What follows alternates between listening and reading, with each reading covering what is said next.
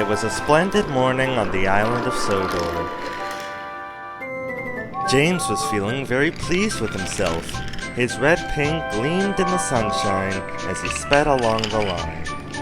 He reached the junction just as Percy puffed in with some trucks. James was surprised to see him. What are you doing here, Percy? You should be at the station by now. You're late. I know, sighed Percy. These trucks have been troublesome all morning. That's no excuse, Percy, snorted James. Nothing should stop us. Sir Topham Hatt relies on us to be on time. Now if you'll excuse me, I'll be on my way. And James puffed importantly away. Bossy buffers, muttered Percy.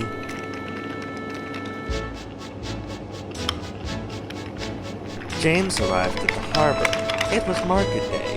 The harbor yard was filled with the sweet smell of fruit from faraway lands. The fruit was delivered in big ships. James watched as strawberries, oranges, melons, and bananas were carefully loaded into his trucks. Then he set off for the station on the main line.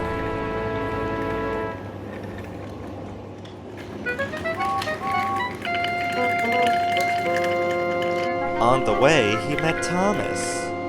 Really reliable. That's me, panted James. Pity the same can't be said for Percy. Goodbye.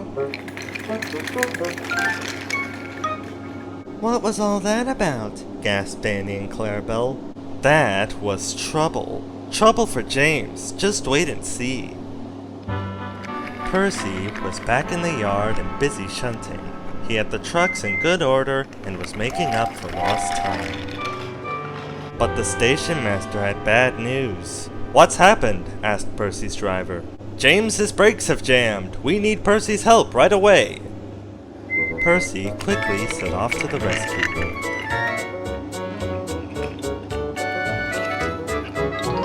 He found James stuck on the line and looking glum. Percy couldn't help laughing. Got yourself into a bit of a jam, eh, James? What you might call a sticky situation? Be quiet, said James. It's not funny having jammed brakes.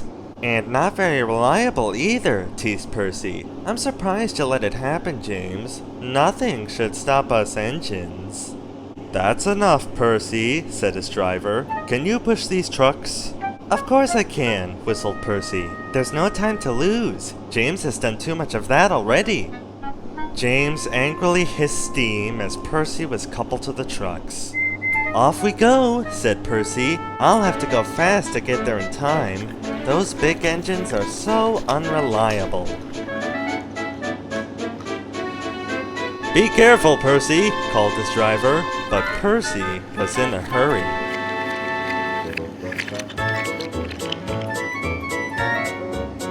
He didn't see that the points had failed and that he had been diverted into a siding.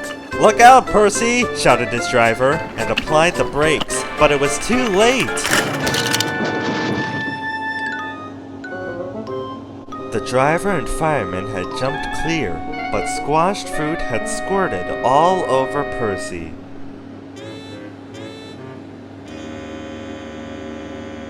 Sir Topham had arrived. Percy, you are not to blame for the points failure, but I do not run a jam factory. Yes, sir. No, sir. And Percy squelched sadly away. That night at the sheds, when the engines heard about Percy's accident, they laughed and laughed.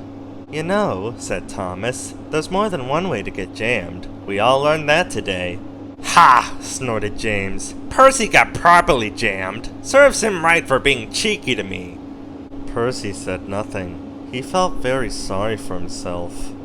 Never mind, Percy, continued Thomas. Sometimes when engines help each other out of a jam, things can still go wrong.